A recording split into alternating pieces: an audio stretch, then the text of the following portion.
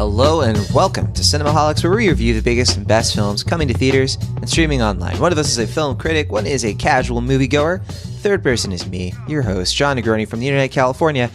On the show today, we have from the Internet Pennsylvania. He is a pop culture writer for Cinema Blend. He's also a resident film critic. He writes film reviews for The Playlist, Comfort Film, and many more. It's Will Ashton. Hello. And from the Rod Band Basement, he is our sound producer and casual moviegoer, but don't call him an everyman. He is our sound producer and sound master, Maverick Hines. What's up, everybody? All right, this week we are talking about First Man. We were going to talk about Bad Times at the El Royale. However, Will Ashton has a lot to do today. Our scheduling is a little tight, so we're actually going to save Bad Times for the El Royale next week because we feel like the conversation deserves more than 5 minutes. But we are going to talk about First Man later in the show. And then for mini reviews, we've got some quite a few things. Maverick is going to be running mini reviews this week. So first time ever. Mark your calendars.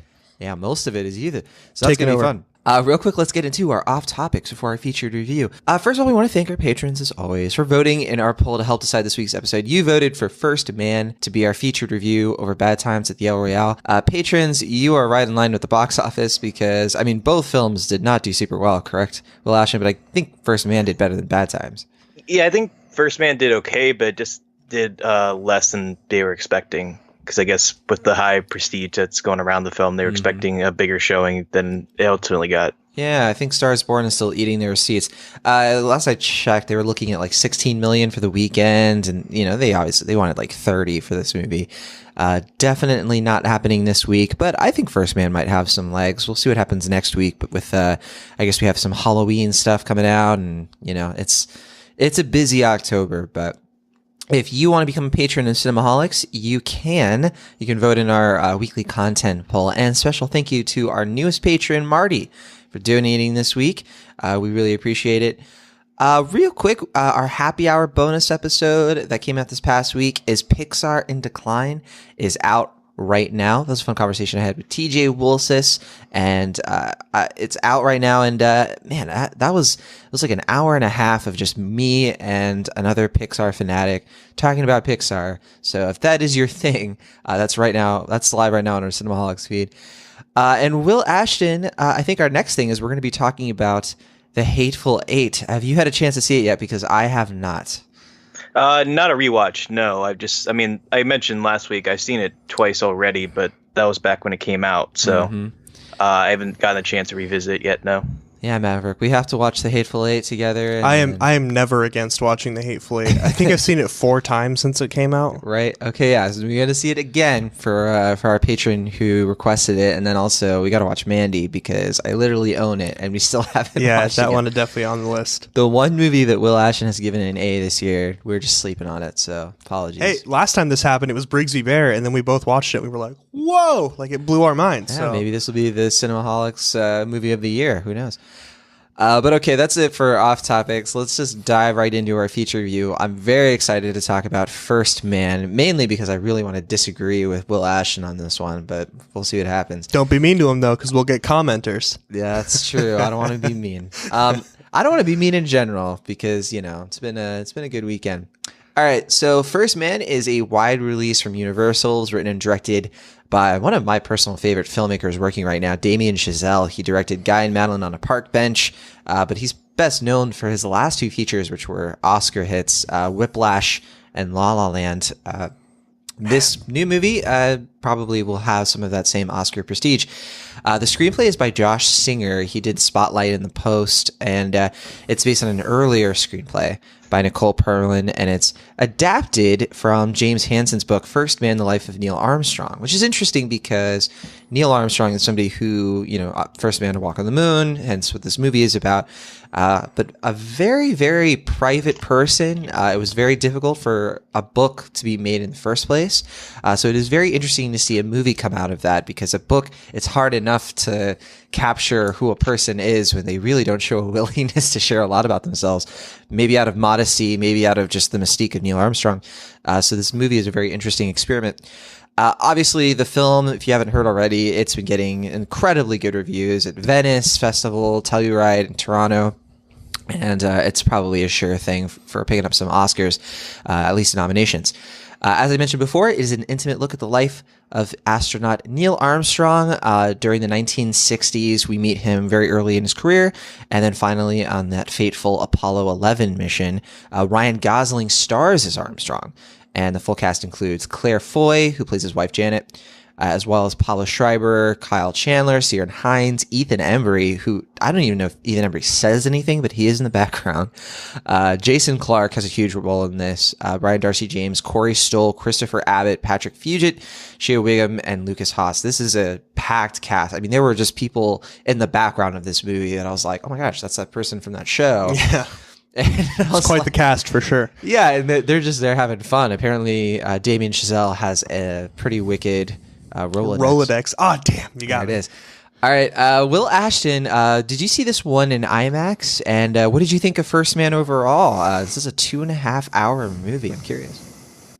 Yeah, I didn't see it in IMAX. My screening was just a regular theatrical presentation. So I didn't get that experience, but I heard it's very much worthwhile seeing it that way, especially the stuff at the end on the moon. No spoilers, I guess, but I kind of figured that. Whoa. But yeah. You were mentioning the like really good reviews, and I can certainly see why this movie has gotten such a good critical response, because there's not really much I can complain about from a critical standpoint. Like, everything about it is well executed. It's well made from a technical standpoint. I'm sure it's going to get a lot of like sound design nominations and things of that nature, including Maverick probably best disagrees. director and whatnot. Yeah, Maverick disagrees and says that the sound mixing was not good for him. I think that was a theater we went to, because that was the same theater that we went to for Blade Runner 2049, and I had the same complaint then. It wasn't the same theater. I mean, but it's the same. Okay, well, maybe I misspoke. I mean, maybe I don't know about the mixing per se, but I think the sound design was very good, strong. That's what I meant to say. I agree with that. So Maverick and I don't. Agree, yeah. So you just don't think the sound was good in general, Maverick? No, I have to clarify. I think the sounds were great. All that stuff. I just had a hard time hearing people talk over the sounds going on at times. Like, it felt like it was kind of muddled at times, which I don't agree with. But okay. Yeah. So that's I think that's sound mixing, because sound design is like the Foley work and like the things like what everything sounds like. He said sound mixing when we were talking about it. Yeah. Right. Yes. Okay. Just making sure. So yeah, I mean, from everything. As far as how the movie was put together, I don't have too many complaints from a technical standpoint, but I guess kind of similar to Dunkirk, which is a comparison that's been made already, but it's basically how I felt. I didn't really feel that emotionally connected to the character, and I get that Neil Armstrong is a reserved person. I think they handled that well. The moments where it is fairly emotional, I think, are well earned, and I am disappointed that there's a moment on the moon where it could have been a really natural, poetic ending, and I felt they kind of kept going, like an epilogue scene where it's like, okay, like I guess we can keep doing this, but it kind of strained the moment, I felt. But ultimately, yeah, I like the film. It's definitely a good one. It's going to win a bunch of awards and whatnot, but especially compared to Damien Chazelle's last couple films, especially Whiplash, I consider among the best movies of this past decade. I think it's a masterpiece through and through. And La La Land I really do love, despite the backlash against it. This movie, I liked it. It's good, but I just found myself kind of underwhelmed by the end. Yeah, I have to disagree quite a bit. Yeah. I actually think, and I think this might come down to like our disagreements on Dunkirk maybe. I think this movie, I'm glad you brought up how it compares to Whiplash and La La Land, two movies that I love, but in completely different ways. And I think First Man scratches a third itch for me, which is interesting. But that is interesting. We definitely agree on the technical aspects. This is a long movie, and you spend a lot of time watching one person really not react to his environment, who has trouble expressing his emotions. We can get into it, but I would just say that I did connect with that emotional through line in this film, but I am seeing a lot of people who aren't. It's a film that's kind of leaving people cold, and I'm very curious about that. I'm curious about like why it had an effect on me personally. And I've been thinking through that. I don't think it's one of those like, well, he's an introvert and I connect with introverts, because I think a lot of introverts are probably having the same complaint. But there is something about this performance here that I do think that Ryan Gosling will get an Oscar nomination for what he's doing here. And I definitely can't say that there's something wrong with the performance or something wrong even with the writing. I wonder if a lot of it has to do with this kind of like feeling of, do we want to feel good about America right now? Maybe there's some sort of like this movie, the time it's being made in, maybe there's something to, our current climate, as it were, that is kind of preventing people from feeling good about an event that happened so many years ago with so many, with people who, I don't know. There's something to that. It's kind of like with The Post last year. The Post was kind of this like, victory lap of nostalgia that I don't think people were in the mood for. And I think First Man maybe is also seeing a little bit of a division there. What about you, Maverick Hines? Did this movie have an effect on you, and how so? Yeah, I think I'm right in between you guys, because you guys aren't that far off in your opinions overall. Like you alluded to, I did have some issues with the sound at times, but again, I think I have to give that kind of an asterisk, because that might just be the theater we go to, because the last 2 IMAX movies I've seen there, I've complained about the sound, which I think is supposed to not be a thing you complain about in IMAX. So I think it just might be an unlucky situation for me. Otherwise, I think Will said it well. Yeah, it's technically a really, really well-made movie. It's really good. I in hopes that I don't sound too much like an idiot, I felt at times that it was a little too slow during the movie.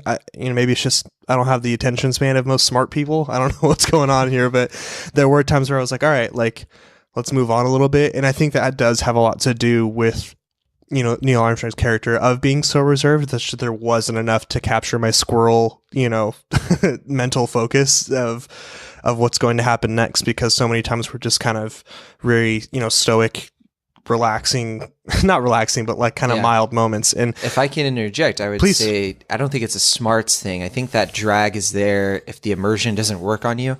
Because I had the opposite effect, but I don't think it was smarts. I think it was just, I was fully immersed, and I think that's where the technical aspects shine. For sure. Because every scene was a painting, and I had to like absorb it. It was a lot like Blade Runner 2049, where I had to adore it visually, and it kept me going. Well, I never felt that during Blade Runner, though. You know what I mean? Mm-hmm. And I think it's just maybe a genre thing too. But also, I just think that me not being, still a little sober, maybe I wasn't as captivated by the technical spots between those scenes that would have kept me going, or like you said, everything was a painting. Like my mind was racing trying to figure out how they shot certain things and why the vantage points were in so I guess I wasn't having those thoughts, and those probably would have kept me kind of in that immersion. What were you going to say, Will? Well, I was going to say, I guess for me, maybe my problem was that like I really found the stuff inside like the shuttle when like it's like first person, like getting like really claustrophobic like that. I found that very good, but like they also shot like a lot of the movie like that style, and I don't know. I heard people complain about that with The Star Is Born. It didn't really bother me then, but this time like the extreme close up like cinematography and stuff really kind of bugged me. I really loved it. Oh, I loved it. It felt like too like. I don't know, like it felt too contained to the point where it's like I wanted more breathing room like in those scenes. That's what I liked though. I wanted a separation between the two, but like maybe it's like the movie went on, it got more claustrophobic, but like it started from the beginning like super like wound up and tight, and there was no like real diversion between those scenes. So for me, it just kind of felt like, oh, it's just like that wound up style like through the whole thing. If there was like more of like a break, and there was at the end with the space stuff, which I found really affecting, but ultimately, I guess I think there need to be more of that to really captivate me personally. I remember exact scenes and the staging that they did, which is very rare for me to have like really followed the director's vision on that. And I have to completely disagree. I think that the extreme close-ups and the way that it's shot, especially in the scenes in the home, were so captivating to me, because you really got the sense that it was like a Super 8 recording, a little bit shaky, a little bit like really that 60s feel. Yeah, and it did so much to get me in there. And even the extreme close-ups, the kind of like shoddy, like blurring effects were. Maybe it's something about that decade that I really connect to. You guys know I love Mad Men. Mm-hmm. I was thinking a lot about contextual stuff in Mad Men, and like the way that people took home video, even the way that the casual observer was like a vantage point that was like often used. There was something about that. Maybe it's hitting me on that level, and so I'm definitely overlooking maybe some of the lack of diversion. Although I don't think I can see that lack of diversion. But yeah, I think I'm a little closer to John on that one. I wasn't bothered by the claustrophobic shots and the tight shots because I think for me those were the best in the movie, and those were when I was most like. I was the most immersed and suspenseful. It was for me. It was the in between shots, like when he was at home or when they were kind of talking throughout the NASA facility, where I was just like, man, I feel like this is dragging just a little bit, but not all the time. Like I don't want to make it sound like I'm being super negative. That's what I'm basically saying. Like I think if there's like a little like more of a break and stuff, like I get like from an editing standpoint why it's made the way it is, but I just felt like to get that full like immersive emotional investment, I felt like it was kind of lacking in that regard for me personally. For sure. And then the last thing I guess I'll say about it is that you know, though I do have those kind of minor complaints, again I have to reiterate, I think this was a really, really good movie and I had a good time with it. And I will say that the moments that were meant to be suspenseful and the moments that were kind of intense were probably some of the most captivating I've experienced this year in a movie. Like I was like biting my nails, literally. I was just like, wow, like I was in those moments very, very deeply, and they were intense. So I really enjoyed that. I was able to, in a movie where I did feel bored at sometimes, it always brought me back, which is good, right? Like it wasn't like I was in the movie for 20 minutes, I lost it, and then I was just out for 2 hours. You know what I mean? So I was glad to be able to go through those cycles and come back into the movies after having those low moments. I do wonder if seeing a film in IMAX has a bit of a curve to it, which might not be a good thing, because we both saw it in that, and that was where, I mean, the filmmaking shines so much for me. It's possible that I really, because you know, following the life of this guy who, you know, you just want him to say something, you just want him to react. He's like, dude, talk. His wife does all the reacting for him, and I mean, Claire Foy is just putting her best out there.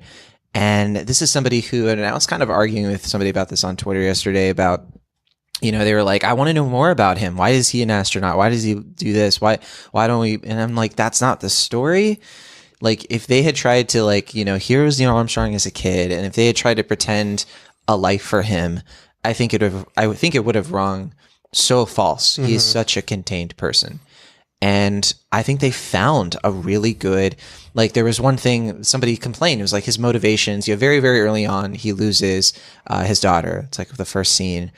And, you know, somebody was like, that's his only motivation for the whole movie and all this stuff. And I was like, what? Because, you know, this is somebody who it's like loss, compounding upon loss and just bringing on that burden. And, you know, that story that is being told of a guy who's like impeccably modest dealing with loss, there was something very classic American. Mm-hmm. And again, if somebody's not in the mood for that, I can understand. But I wasn't even in the mood for that. But I think that's where the filmmaking and, you know, just the capturing of this event sucked me in so much that I couldn't look away. I thought that was actually like there's one scene like close towards the beginning where like it's right after what you're talking about happened, and like the shot is like it just him at a desk and it's like far away, and then we kind of move in and see like this very intimate reaction shot. And what you're talking about, I think that's where it's really effective. I just kind of wish there was like more of like that break, like if there was like a little bit like back and forth. If we had that, I think that would have made the movie more affecting for me. But I agree with everything you're saying. So. It's such a different movie from La La Land and Whiplash. I mean, what do we think of Damien Chazelle at this point as a director? I mean, you know, it just feels like he's trying not to get typecast into, he didn't want to get typecast into like, you know, music movies. And then he didn't want to get typecast into musicals, I guess. Yeah, because there was like this whole thing where people keep calling this movie space jazz in a fairly dismissive, derogatory type of way, which this movie is not. Yeah. I think that's annoying and petty, but Justin Hurwitz did do the music for this, like he did for La La Land, and once again, and the Tom soundtrack Cross is amazing. I think Tom Cross also did the editing. He was the editor on both Whiplash and La La Land as well. It's so funny too to see this movie after Venom, because Venom was so poorly edited, and then you see what like a masterclass in editing is like. Yeah, we have to give a lot of props to that post-production team. Chazelle surrounds himself with very good people and producers. And let's not gloss over what you said a second ago. The soundtrack for this was incredible. It was absolutely perfect. Yeah, Justin Hurwitz puts out, I mean, once again, like this is a soundtrack that I was adding songs to my playlist, which is already packed with La La Land and Whiplash. Cinematography here, Linus Sandgren, you know, obviously did an amazing job with La La Land. I don't think he also did Whiplash. I may be incorrect about that. I think his first thing with Damien Chazelle was La La Land, and it's this. There's something about the way that his cinematography really affects me, like the way it captures. We've said a lot, but nostalgia. He also did Battle of the Sexes, and the way that he does like the super 35 millimeter. I was gonna say like all these like very film type movies, like film, like literal film. Which is so interesting to see him kind of play with 16 millimeter in this film. I thought it was very interesting, and especially because like he shot it in the IMAX ratio. So yeah, I definitely dug it. Looking forward to Nutcracker in the Four Realms. I think is his next film. Oh really? Yeah. I believe he was cinematographer on that. But anyway, let's wrap up with our final thoughts on First Man. I think we all have only slightly different opinions, and we all seem pretty confident in our opinions. Like not a lot of like hesitation. Like I feel like this is the kind of movie where you can kind of make your mind up on it, one way or the other. And I'm glad to hear that it's all fairly positive. So Maverick Hines, why don't you start us out?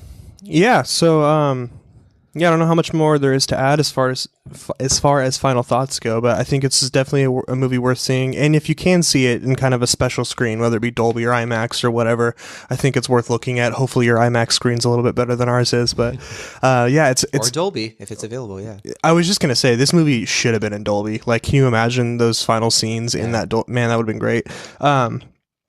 Really good movie with an amazing soundtrack and some pretty suspenseful and captivating moments. It was great. I'm really stuck between a B+ and an A-, and I don't know like where I'm at with that. I think I'm gonna lean A- though. All right, strong A- from Maverick Hines. This is in my top 10, which means it is an A- for me. The minus, and I didn't really get into my flaws or anything like that. I think you can nitpick a lot with this one. I think the only thing that kind of left me hanging there overall on this, what kind of limits it, is I don't think they quite stuck the landing. No pun intended. With some of the ways that they dealt with Neil Armstrong and the camaraderie between him and his fellow astronauts, they didn't quite sell the relationship in ways, especially with him and his wife. I think just in general, his relationships, and I think Will, you've kind of alluded to this a bit too. And then I don't fully dismiss, or I don't even dismiss a lot of those criticisms. I think there is something to the final shot of the film not feeling quite earned to me, which is all I'm trying to say. And there was something that I was like, there's something more to this that they left off. It's actually kind of funny because you said the epilogue. It's like it kept going and going. I actually wanted either something different or something else to finish out. But again, it's a very high A-. This might actually be in my top 5 of the year.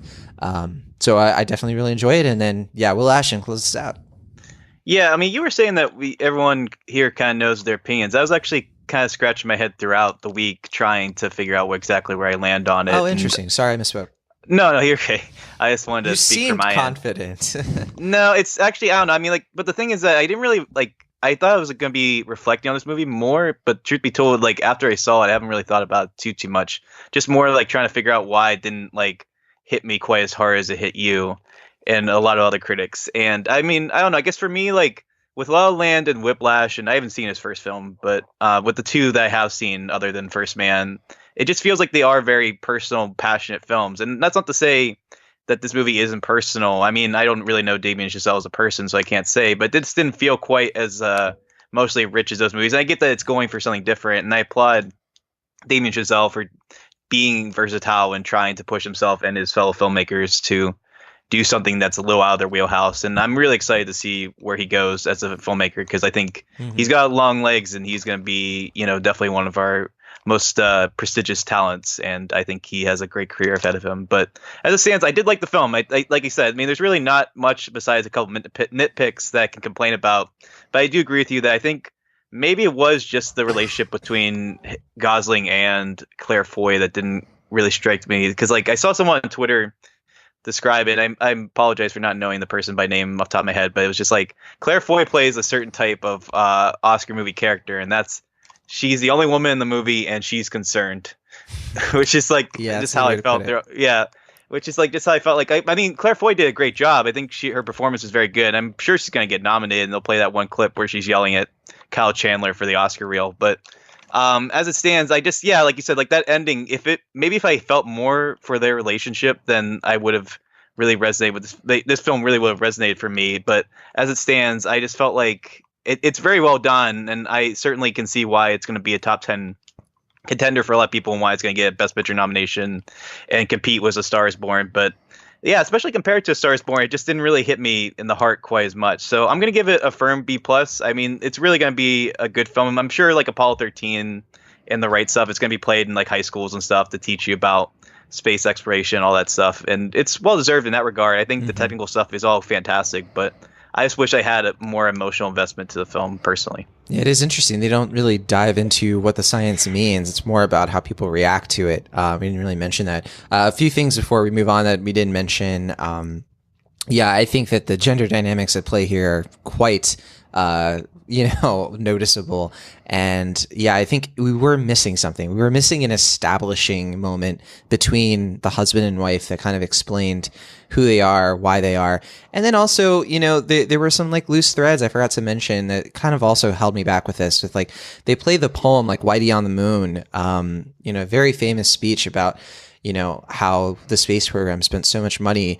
And, while people were, especially people of color, were disenfranchised and, feeling like, the government was, so obsessed with putting a white man on the moon that they didn't pay attention. And, so Chazelle puts that in there, and it kind of captures the mood, but it presents it almost as like an obstacle for these like heroic characters. That kind of fits into my overall point of like how, man, it really is hard to get on this film's wavelength at times for that reason. So that might be a stumbling block for some people.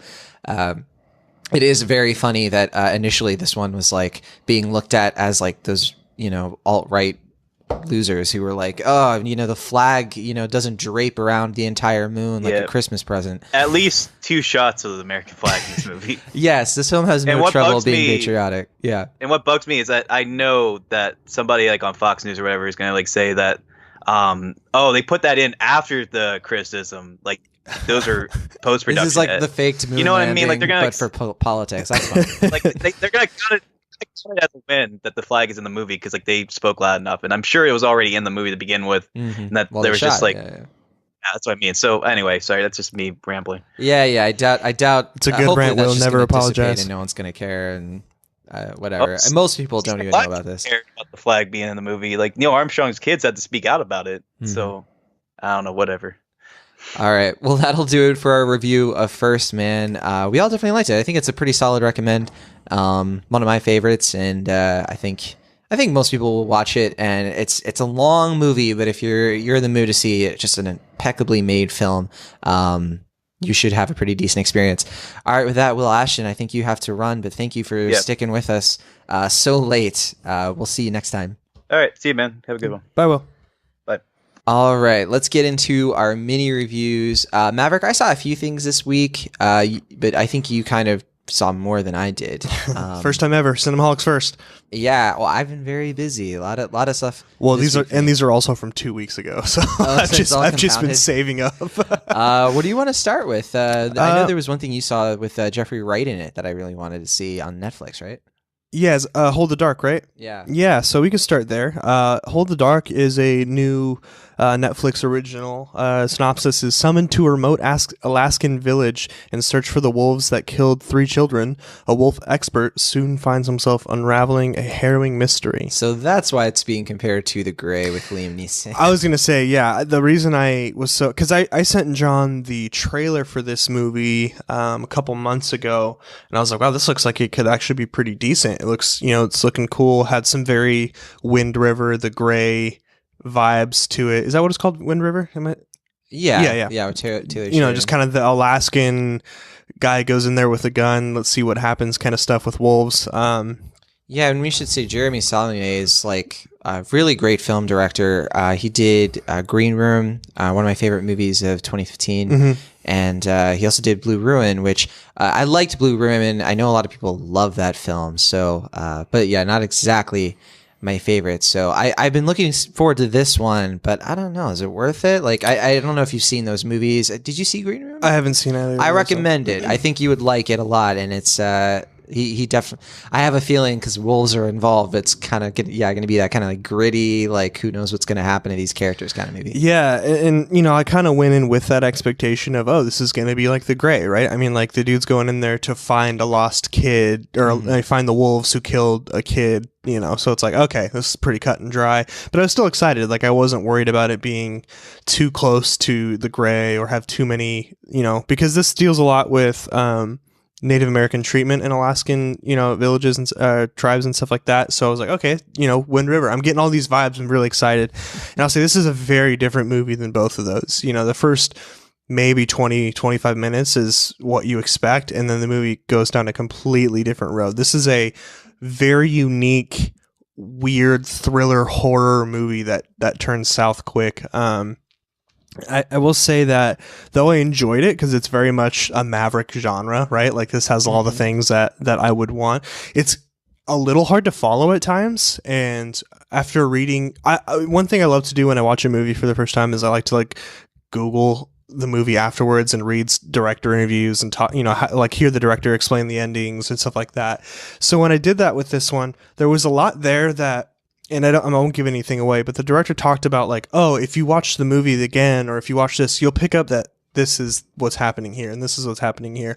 And I felt like it could be a cynisober symptom, but a lot of cheating maybe. Well, no, it's just like I felt like he kind of had to say that stuff because those answers weren't as obvious as I think maybe the director. Oh, directors do that all the time. Yeah. Filling in the blanks for people and sort of like this was our vision and the studio hacked it to pieces. Oh yeah, you could totally figure out that these two people were this and this was this. It's like when BoJack is like, was the coffee cup there because perspective is... No, dude, some dude left a coffee just cup. left a coffee cup. Yeah. So I feel like if I didn't go through and read those, that I would still be scratching my head a lot on this movie because it just doesn't do a good job of explaining the lore of this weird little world that it's created. But I will say visually and, you know, visually it was really, really stunning movie. You know, it's hard not to make the Alaska wilderness look incredible in the winter, right? I mean, it looks incredible. It has some very thrilling and cool spooky moments and, you know, stuff like that. And I do think it's worth a watch if you're into that kind of style. You know, if you like a good thriller, you like a good spooky movie, but also you're into that kind of gray Wind River vibe, it's definitely still worth looking at. It's just not what you're going to expect. You know what I mean? So maybe that's a good thing for some people. For me, I didn't necessarily love it. It's still a recommend for me, but it's one of those recommends where like I have to kind of know the person, be like, yeah, I think you would like this. You know what I mean? So I'm gonna guess your grade is either B or B minus. Yeah, it's a B for sure. Okay, yeah. Oh no, sorry, B minus. It is B minus. Yeah, it is a B minus. Just because I think it goes just a little too far at times away from what you're expecting, and I think it doesn't explain that well enough to validate going that far out of right field. So you would recommend it, but not to most people. Yeah, again, I have to be like, oh, I know you like this kind of stuff. Yeah, go watch it, right? But like if someone's like, oh, hey, I really like The Grey, but I don't like a horror movie, I'd be like, maybe don't. You know what I mean? Stuff like that. So I'm curious what Will thought because it's written by Macon Blair, who directed that other Netflix movie, I Don't Feel at Home in This World Anymore. He really liked that. Yeah, Will really liked that film, and so unfortunately he couldn't stay for this. I know he saw it, so I mean, we're gonna have to ask him sometime. Yeah, we can bring him on next week. Maybe him and I can talk about it. But yeah, I still think, again, I think John, you'll probably get something from it. It'd be a fun movie for cinephiles to kind of pick apart. Yeah, I should have seen it over 22 July. Honestly. Yeah. Do you want to talk about that next, or you want me to knock out another one before you go? I'll quickly cover it. Okay. Oh my goodness. Yeah, we are. This is sort of like the Netflix power hour right now. That's all I watch from any reviews. Yeah, the only thing I have that isn't Netflix related, and we'll talk about, is Assassin's Creed Odyssey, which I just kind of want to bring up. But yeah, 22 July is, it's from Paul Greengrass. How many of the Bourne movies have you seen, Mav? Exactly 0. Oh, good. Well, he did Supremacy, I think he did Ultimatum, and then he did like the most recent one, which was terrible. This film, fortunately, is not terrible. It is actually a pretty decent film. It's based in Norway. It's not technically Norwegian, though, but it's based on a summer camp massacre that took place in 2011, which is interesting because it's historical, but I didn't know this story, which I think is it's very interesting that Greengrass made this film. He depicts the events using fictional characters, but I don't want to get into the specifics of this massacre because it is one of those things. Watching it unfold is part of the not appeal, but like it's part of like what makes the movie the movie. Absolutely. There's a scene where they find out like the details of what actually happened, and it just kind of leaves you kind of just sitting there trying to wrap it. Wow. And then there was another film that this is like a kind of an American remake of this film because it was made in Norway at one point, and then Paul Greengrass made this, and it's the same kind of deal, but the characters are speaking English, which I think it works because all the characters all the actors are Norwegian, which I did appreciate that aspect of it.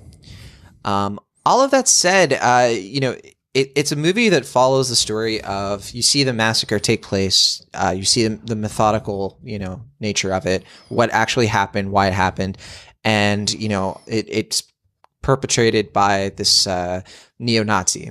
And then you watch the aftermath. It sort of becomes a courtroom drama from there.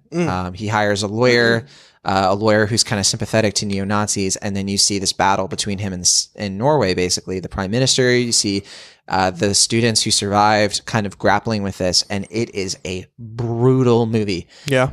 It is like it is a long amount of time that you spend dwelling in the pain of these students, which at the one point is like, and on the one hand, it's just grueling because you feel as helpless as they are. I felt my pulse, my heart rate going up quite a bit during this, and it was kind of freaking me out. Like I had a hard time, coping with it. There are things that you see on screen that are really traumatic. Yeah, you had mentioned it when we were talking about it midweek that it was pretty rough to watch at times. I highly caution people from seeking this one out, honestly, especially if you have difficulty with that.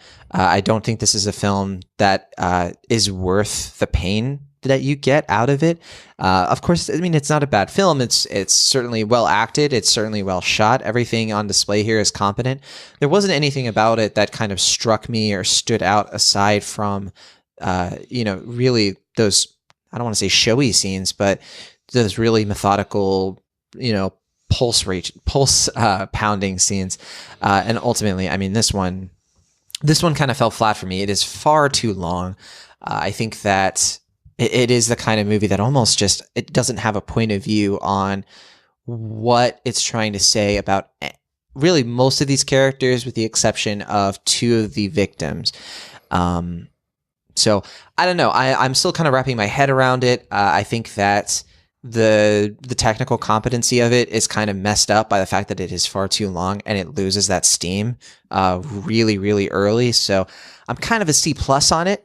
It's a Netflix film again, so I don't know who to recommend this to, honestly. I don't think that there's anybody here. I don't know anybody who is looking for this movie, and so I'm kind of like, I can't even give it a B- for that reason. I can't recommend it to really anyone unless they're curious, or unless they want an education about a world event that isn't really taught much, that isn't something that I sort of remember this massacre in the news in 2011. Yeah, I don't. It was a while back for me. I was in college, and I was pretty plugged into world news, but I don't remember like really finding out the details of this and what went down, because it is horrific.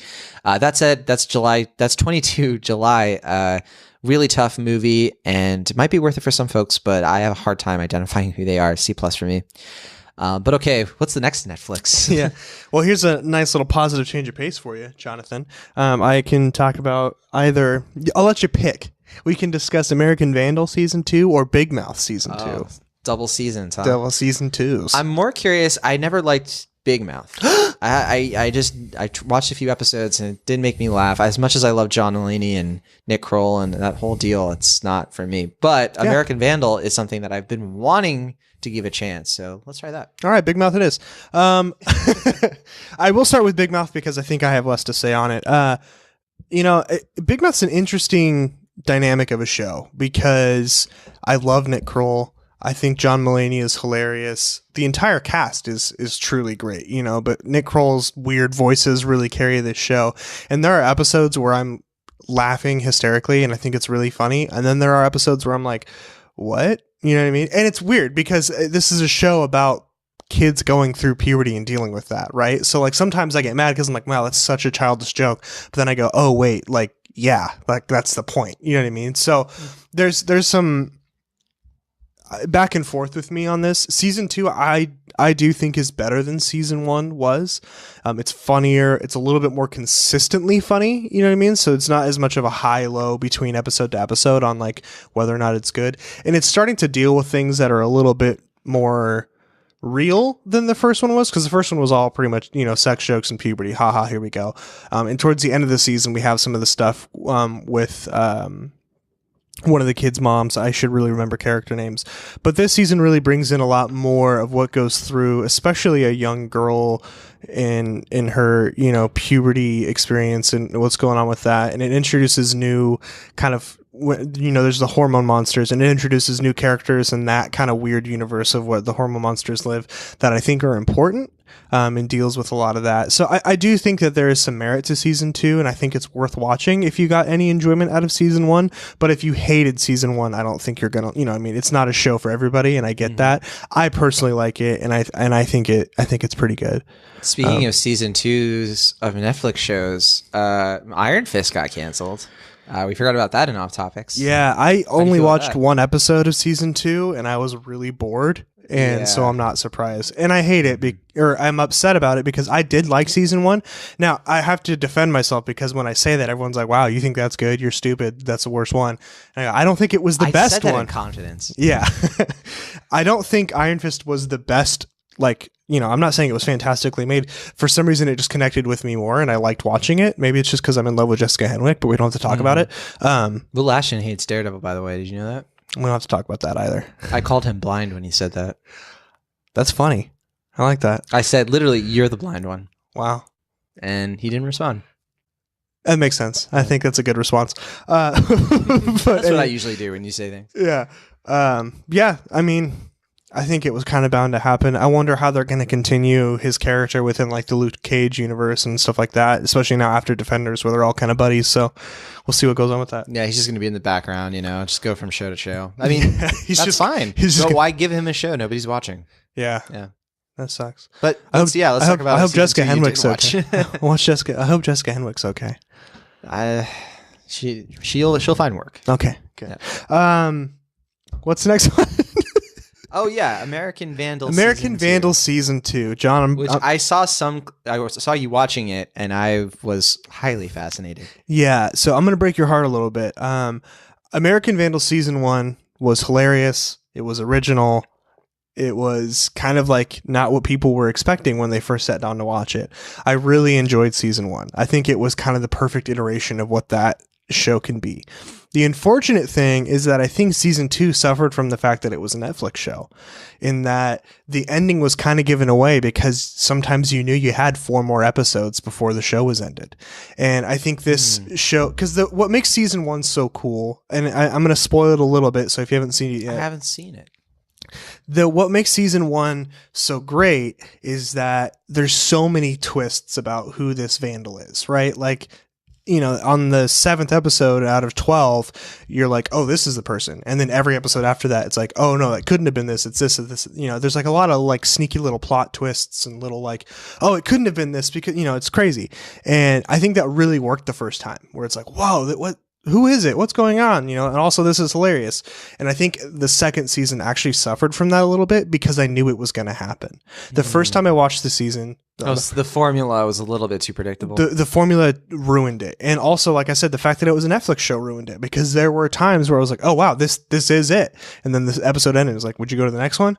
And I was like, what? And then I looked and there was 3-4 more episodes left. And I'm like, well, yeah, now I know it's not this person that you just tried to convince me it was. And I think that really hurt the show. You know, this might be one of those shows that would benefit from a weekly release or, you know, whatever, kind of a little bit more suspense in between episodes. Because if you're going to binge this, you're going to never believe that what you're seeing is it until the last episode. Maverick, that's every mystery movie or show ever. The red herrings always are like halfway through. I don't know. It's just not halfway through. Because I mean, this show does that, but I'm saying like, I don't know. Maybe I'm just not explaining it well, but I think it doesn't work. I like the mystery in Wind River because it's like it feels more inevitable than it does feel. Yeah. Like But it's never like exhausting. You're never like, You okay, brought I it up. get it. You know what I mean? Yeah. And I think maybe that's more what I'm complaining Maybe about. American Vandal would make a better film than it would a TV show. Honestly, maybe. It's a lot of hours of content. Yeah.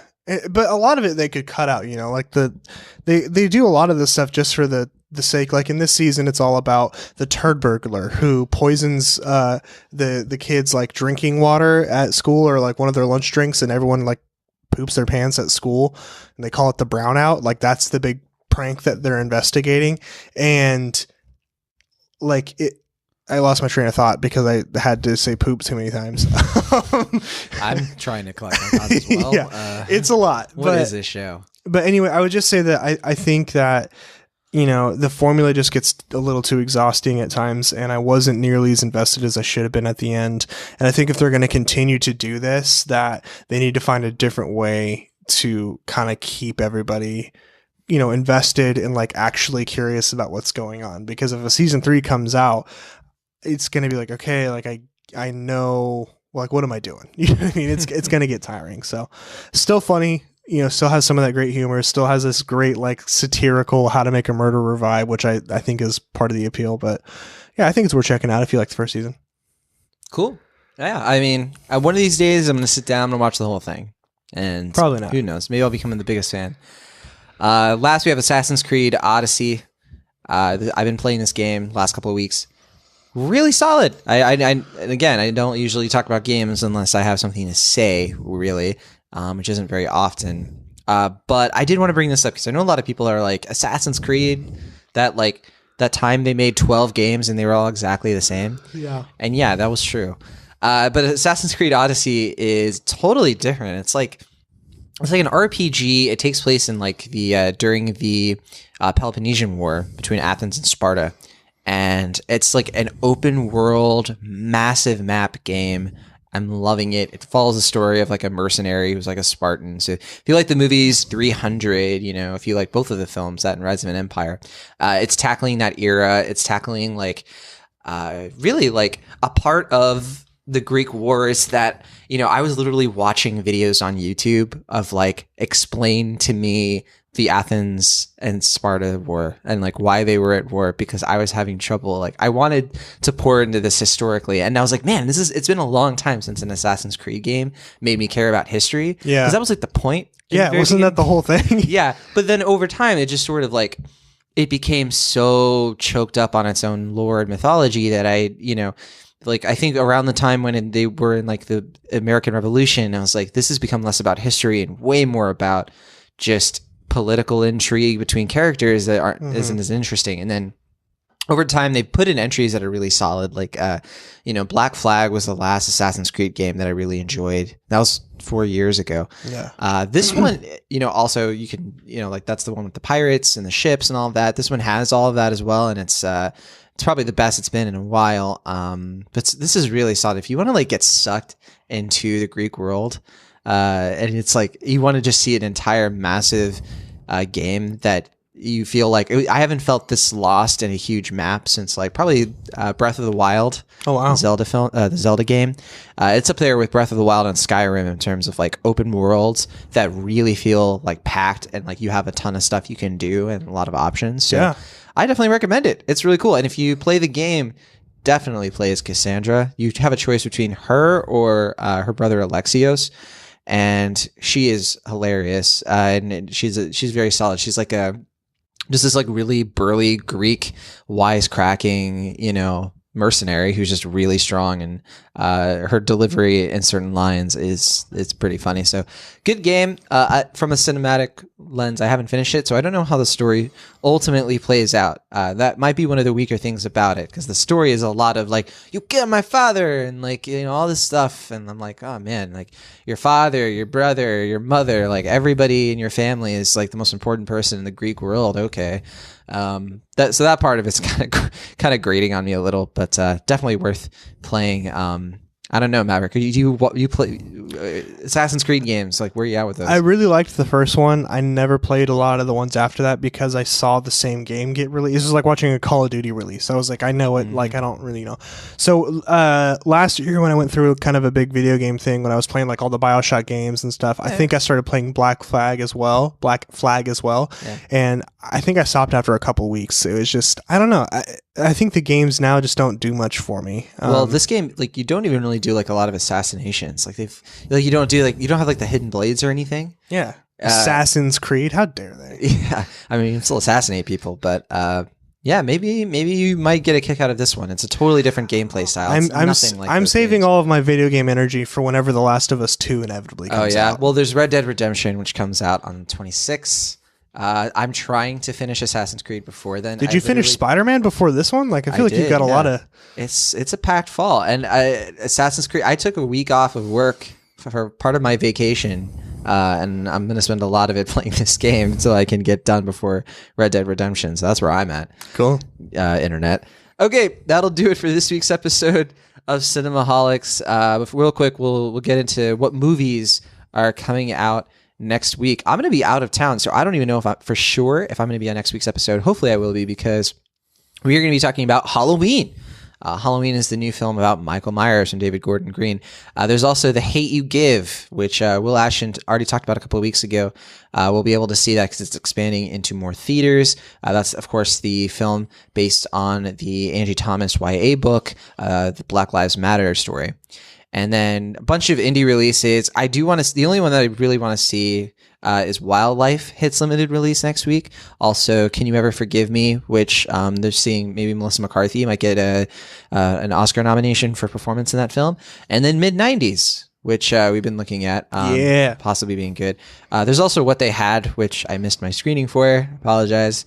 And a few other films like The Guilty and On Her Shoulders are finally rolling out. That said, I think for next week, we're going to be talking about Halloween and The Hate U Give, maybe another double feature. I'm not sure. It's kind of tough because we also want to talk about Bad Times at the El Royale. So we might keep it pretty tight. We'll send out a poll for our patrons. If you want to get involved with helping us decide what to review, just become a patron on our Patreon. That's in our show notes, and you can check that out. Do you have anything to add? No.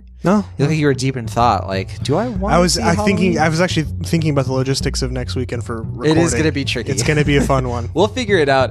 We'll put out hopefully as good an episode as ever. But for now, that is it for us at Cinemaholics. Thank you as always for listening. If you want our show to continue, don't forget to leave us a review on Apple Podcasts, Stitcher, wherever you love podcasts, and hang out with us on Facebook and Twitter.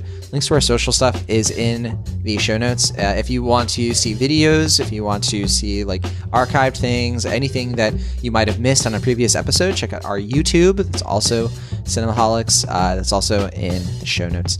And you can email us anytime, cinemaholicspodcast@gmail.com. But for Will Ashton, who had to leave early this week from the Internet Pennsylvania and from the Internet California, I am Johnny Rooney. And from the Broadband Basement, I am Maverick. See you next time. Bye.